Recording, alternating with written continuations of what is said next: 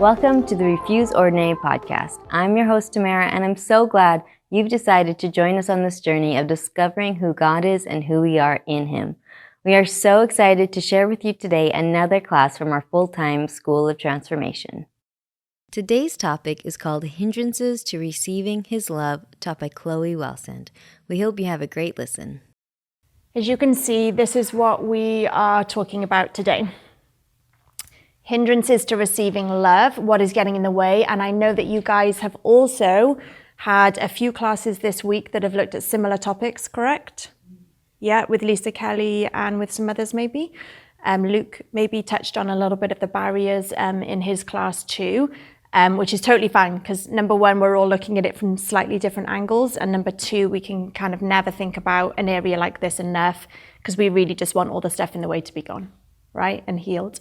So we are talking just in general today. I think you went into some real specifics earlier in the week, but in general, just hindrances that can be in our lives that can actually block this overflow, block this kind of flooding, breaking of a dam of love that wants to pour into our lives from God, who, remember, we did that class on He is love, not just He possesses a little bit of love and He can trinkle out some little streams to us, but He, the full force of Him and who He is and His nature and His heartbeat and His character, He is love.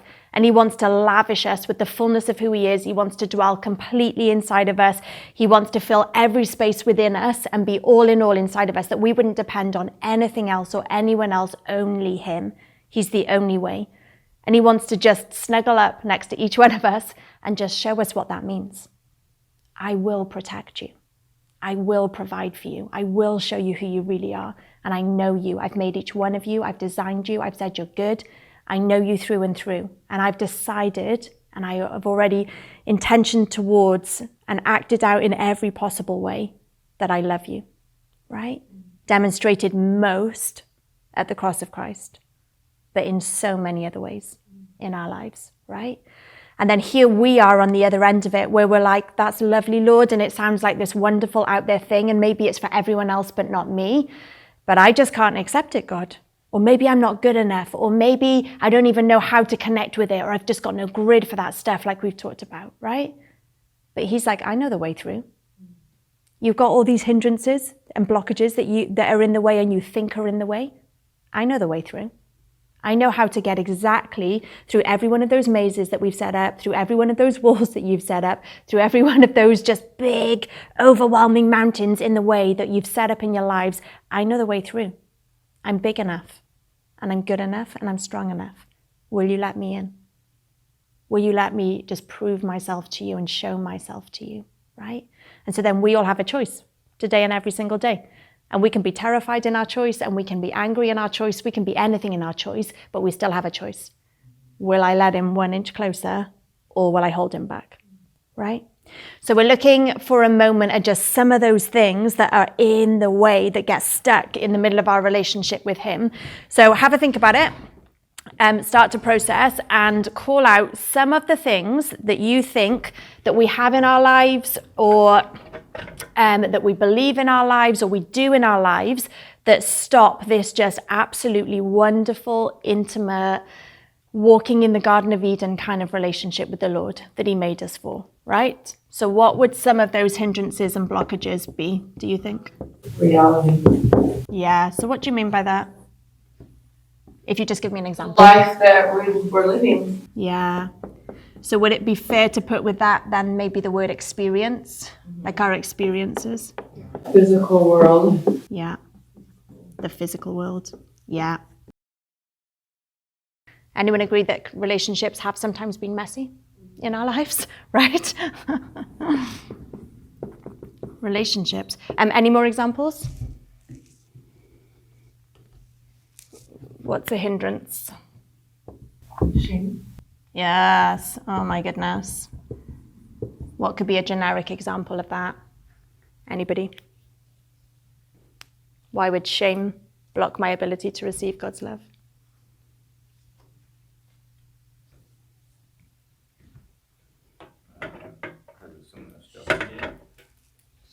Right?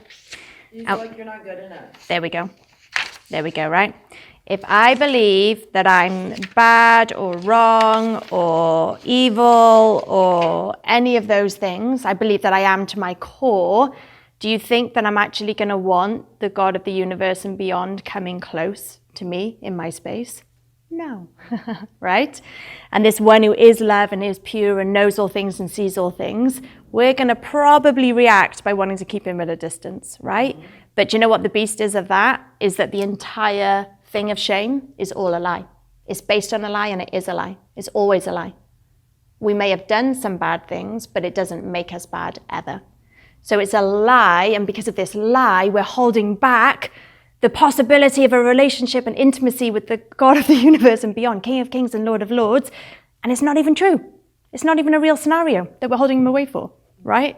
So we get to be separate from that lie, we get to reject that lie, we get to choose the truth and find out the truth and live on it and believe it in our lives and actually let him close, and it changes everything, right? But we even need him for the power of that lie to be broken. It's this cycle and this circle, right? Cool. What about, so linked with that one, self-image, self-hate.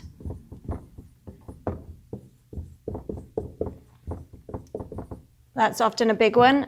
And I'm just seeing here, what about hidden sin? How would that affect things? Right? Horrible, right? Well, Right. I can see that, so. Right. And we know deep down. Exactly.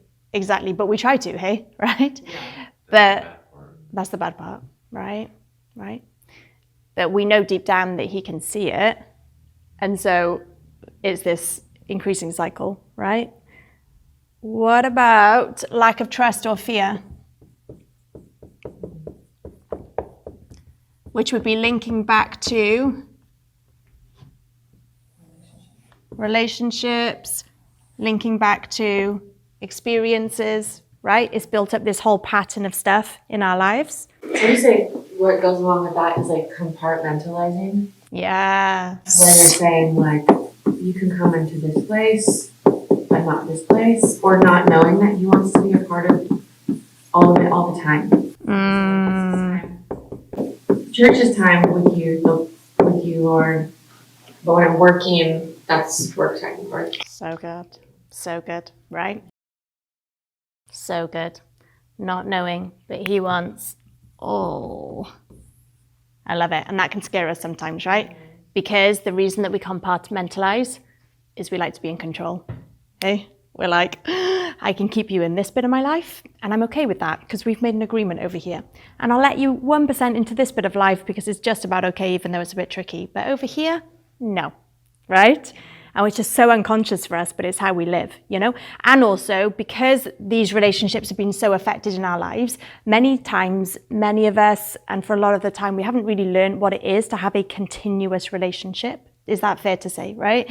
So, because we haven't always learned what it is to have a fully trusting, ongoing, never broken relationship, we just stop when things get tricky or we don't understand them, you know, in our hearts. So that's some examples up on the board. And then here, just a little summary that we're going to bring up. There might be a few different ones in here. So we've got that lack of basic trust foundation. We're going to talk more about basic trust in your identity month next month. So don't worry too much about that right now, but just know that we're meant to have this really healthy foundation built from being a baby. And you know when you can see like a baby with healthy parents that just really trusts and it's all good and all fine. We're meant to have that with people in the beginning, and then we're meant to have that with God. And if we haven't, it really breaks something in us being able to depend on God. Remember, we talked about this chair, that when we sit on our chairs, we don't question, is that going to hold me? And we depend on it with all of our strength. We're meant to have that kind of relationship with the Lord. We've mentioned this one already, the way we see ourselves and others. You pack some lies in there, and it's going to cause some issues. Creating a heart of stone when we've been hurt so much and we've got all these woundings, all these pains in relationships, right? All these experiences. Have you ever noticed that kind of feeling of like crusting over of your heart? And it's almost like your heart stops fully beating, stops fully functioning because there's just so much pain in there, right? That was definitely my story in the past. And I used to cry out to God, like, why can't I feel? Why can't I connect with you? Why can't I feel your love? Now, at the time, I used to think love was just a feeling. So I was waiting for something that wasn't quite accurate with love anyway, right? But I was like, I just can't feel anything. And so I remember when I used to be able to start to cry, I was just like so happy because it was so weird, right? But I was like, I can cry. I can cry. I have feelings. I can connect with my heart, right? So that kind of journey for us. Repressed emotions. Oh my gosh, that's a beast. Anyone ever done that? Don't raise your hands. Right? We have shoved those babies down because we don't want to feel them, right? Well, that gets real tricky later on. Previous damage in relationships. Misunderstandings about God and his love. And this wonderful beast on the end. Rebellion and stubbornness of heart.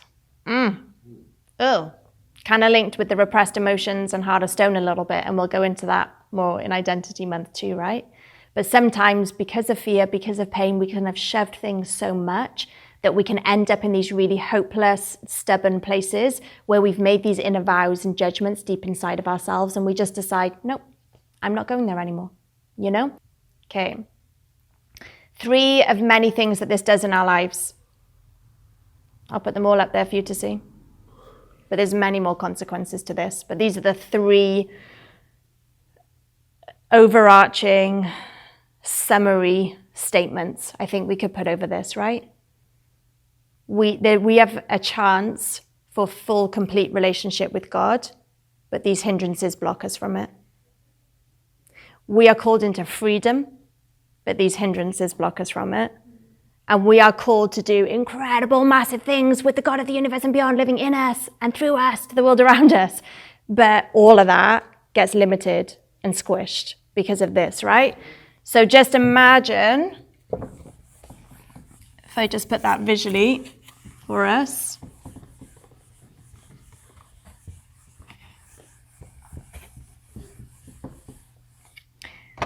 So the first one of those, we're meant to have this whole, complete, amazing, full relationship with God. Secondly, here, we're meant to live in this incredible freedom. And over here, there's an amazing plan and purpose and work that God wants to do in and through us. And if we decide, if we choose to hold on to and to live according to all of those hindrances, if I'm going to live in my life and say, I'm going to hold on to hate, I'm going to hold on to untrust, I'm going to let other people define me, I'm going to believe the lies, I'm going to stay distant from God, I'm going to do all of these things because I just can't, it's just too much, it's just too big, which is what we believe a lot of the time in it, right? We believe it's too big and we can't overcome it. And do you know what? Alone we can't. But we know God. This is not too big for him, right? But when we live in that place of whether it's fear, whether it's stubbornness, whether it's rebellion, whether it's decision, and just we're like, no, we put in that hopeless ending to it and we go, no, and I'm going to partner essentially, as hard as it is to say, right, with the enemy on this. I'm not going to plug into faith, I'm going to plug into fear, and I'm going to stay in that place. When we do that, we do this. But we don't even, a lot of the time, know that we've done this. So we're still going to church and we're still like, Lord, I want your plan for my life. Thank you for the freedom that you've given me. Thank you that you're living in me and dwelling in me and you fill me, and we're singing the songs. But we're living like this. And it is not too much and it is not too big and it is not overcomable, because everything is overcomable with him. He's big, he's vast. He created you. He created me. He's bigger than our problems. He's bigger than our shame. He knows exactly what to do. He knows the way. He knows the way to your heart. When I was in another school of ministry, someone came along one day and showed me this picture that always stuck with me and really helped me. And they said, I see this rose, and then on the top of the rose, I see these train tracks going around it right until the center. And God just wants to say to you that he knows the exact way to the core of your heart, and he knows how to get there. And he's gentle, and he's a gentleman, and he's kind, and he's going to do it in his own way and at his own pace, but you can trust him. He knows exactly where he's going and what he's doing. And for me at the time, because I was so blocked and so numb and so broken, It was just this hope of like, Lord, you know, like this is not too much for you. Are you kidding me? This is too much for me, Lord. How can this not be too much for you? And he has been incredible with me. And I know he's already been incredible with you guys, but he's been incredible with me every step of the way. Just so kind. He knew where to start. He knew that I couldn't cope with going right to the center of that rose on day one. He knew that we had to start out at the edges. And he knew when I was ready for one tiny baby little step, and then when I was ready for a quick little run around the edge, and then when I was only ready for another little baby step, and then another run around. And he has walked with me step by step, just like he does with you guys. He's got this. He's got this. Will you let him have this? Will you surrender? Will you give up control? Will you lay down your decisions that you've made? Will you let go of the hopelessness? Will you let go of the lies? And will you let him in? He's God. He's God. And he's big and he knows what he's doing, right? The call. One of. I am the true vine, and my Father is the gardener, says Jesus. Famous verses in John 15, you may recognize them. Remain in me, and I also will remain in you. No branch can bear fruit by itself. It must remain in the vine. Neither can you bear fruit unless you remain in me. I am the vine, you are the branches. If you remain in me and I in you, you will bear much fruit. Apart from me, you can do nothing. You catch that from verse 4 again? Remain in me as I also remain in you. And then at the end there, the end of verse 5, if you remain in me and I in you, you will bear much fruit. Apart from me, you can do nothing. But are you serious, Jesus? Because I think we've got a pretty good deal going on right now, right? I am just going to hold on to my stuff. I'm going to hold on to the lies. I'm going to hold on to the hindrances. We're going to kind of just fake it until we make it on all this other stuff. I'm still going to go to church. I'm going to still say the right things. I'm going to still wear my cloak of Christianity. I'm still going to walk in my own self-righteousness. I'm going to show the world that I'm with you. But in my heart, I'm not walking in the freedom that you have for me. I'm not walking in the fullness of you living in me. And I'm not walking out your plan and your purpose in my life for me. Because really deep down, I'm not going to trust you. And I'm going to hold on to this stuff. But he's over here drawing us closer and wooing us in, saying, remain in me. And if we haven't even got into him yet to know how to remain, right? Come into the vine. He is good. He's really trustworthy, guys. He's really faithful. On your worst days and your worst times, and I know that you guys in this room have been through things I can't even imagine. On your worst times, he's faithful. And he's really trustworthy. And he's not going to leave you. And he's not going to abandon you. And he's not going to treat you like other people in your lives have treated you. And you can trust him. And he's saying, guys, come in. Come into this place of intimacy. And don't only just come in, stay there. Set up home there. Bring your sofa in. Bring your coffee in. Bring your bed in. Make your home in me. Come in. And I will be with you. And from that place, you're going to bear much fruit. And then everything that we've put in that stops these things, do you know what? Has to leave and has to go. And guys, you get to be free and you get to walk out the plan and the purpose that he has for you. And you get to have the fullness of God living inside of you. You get to have that. None of us are the only person in the world who doesn't get to have that. None of us are too bad or too wrong in our thinking and doesn't get to have that. None of us is too broken and doesn't get to have that. We've got to boot those lies out and recognize them, right? You want to bear fruit in this life? Like real fruit, where people come and look at us as a body of people and look at you individually and go, man, they've got something. Do you want that? Are you willing to do the hard work to get there? Are you willing to, it's like this muscle of faith, right? Are you willing to position yourself time and time again, going, okay, God, I've got nothing, but I'm standing here. I'm standing before you. And it's 100% my act of faith here, that is from him anyway, mixed with 100% your supernatural power, God. And I need you to work in my life because I want what you've planned on this earth. And I might not know what it looks like and feels like yet. I might not have any grid for the reality of this yet, but I've at least had an inkling. And what I've tasted, Lord, it's good. What I've tasted in you, Jesus, is good. It's enough for me to want to try more, right? So we're called into this remaining place with him. And also for this, John 13, a new command I give you, love one another. As I have loved you, so you must love one another. By this, everyone will know that you are my disciples if you love one another. So that last set of verses from John was more about the intimacy with him part, and that as we remain in him, it's going to birth this good fruit. Well, a massive, massive portion of this good fruit and the outward portion of this is that we're called to then go and love other people. Do you think we've got any chance of loving other people if we're not in this right place with him? Thank you. Right? No. I used to think you could. Not consciously, you never sit down and really think that, right? But the reality in my life showed that I thought you could. And again, some of it was unknown and some of it was known, right? But all this blockedness in me. And then I thought I could go out and just squeeze out droplets of my own love to people in the world around me, right? I just did my best effort. And okay, there was some good in that. But do you think that's going to transform people? Think that's going to change people? No. What is a droplet of one of our pieces of love compared to connecting them with God, who is love? And we get to call them into the kingdom and go, guys, I've met God and he's amazing. And do you know what? I was scared and I was terrified and I didn't know what was going on, but I met him and he's healed all these places in me and I know him and I love him and he's trustworthy and he's amazing. And you get to know him too.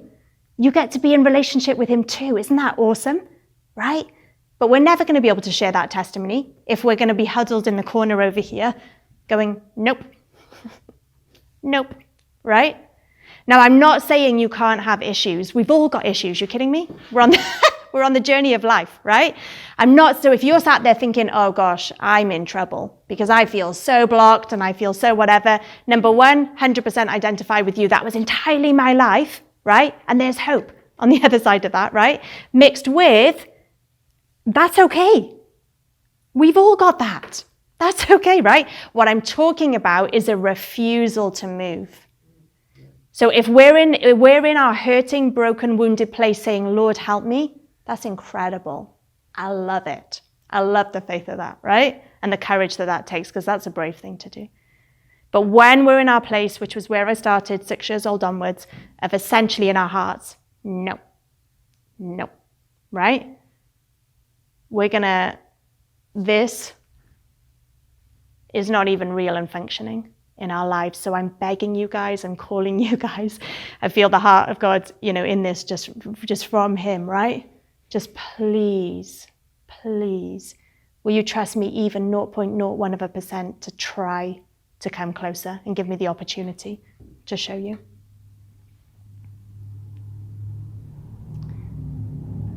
We're going to ask Jesus some questions, and then we're going to have some ministry time together at the end. Okay?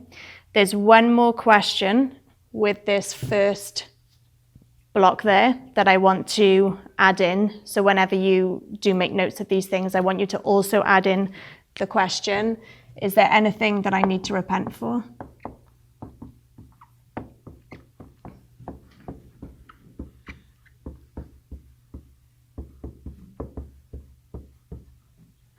So just at the top there. But in short, we're essentially just asking him initially, is there anything that's blocking me?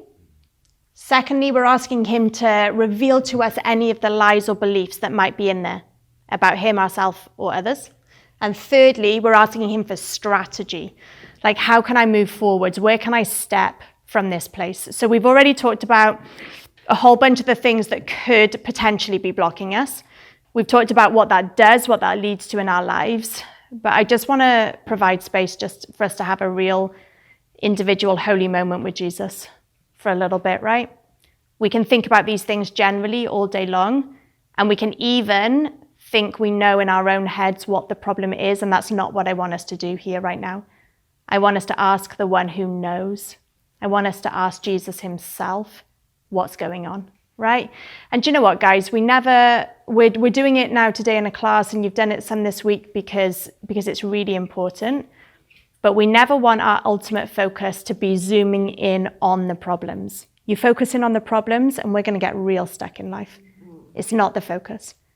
Focus on Jesus, the one who knows about the problems and can set you free from them, right? So that's all we're doing right now. We're fixing our gaze on him. We're going to ask him to reveal these main three things to us, any blockages, any lies, and any steps forwards closer to him. And we're just going to write down anything that he says to us, okay? And again, this is not to solve every problem in life all in 5 minutes. This is just, what does he want to show you today? Where does he want to start? Okay, so I'll put on some music, I'll pray. If you feel comfortable where you are, great. If you want to move around, you can move around. But Jesus, we come to you. You know what's going on in each of our lives right now and in the past, Lord. You know where we're all at. And you really, really want to set us free. You're more passionate about us being healed and set free and close to you than we are. And so we just want to partner with you in that. We want to fix our gaze on you. We want to step closer today. We want to hear from you. And we ask that you would change things deep inside of us, that you would show us things that maybe we've never known, and you would heal them, Lord. That you would break the power of any lies, that you'd set us free from hopelessness, that you'd heal the brokenness, that you'd kick out the shame, that you'd show us how to run after you. Because we want to know you and be known by you more than ever before. We want to love you and be loved by you more than ever before. And you are good, and we choose to trust you. I ask for each one of these people here today, Jesus, that you would just open their eyes, open their ears to whatever you want to show them right now. Would they hear your still small voice? In Jesus' name, amen. Amen. Thank you for listening to this episode of Refuse Ordinary. We hope you were encouraged, inspired, and even challenged to seek more of who God is and who you are in him.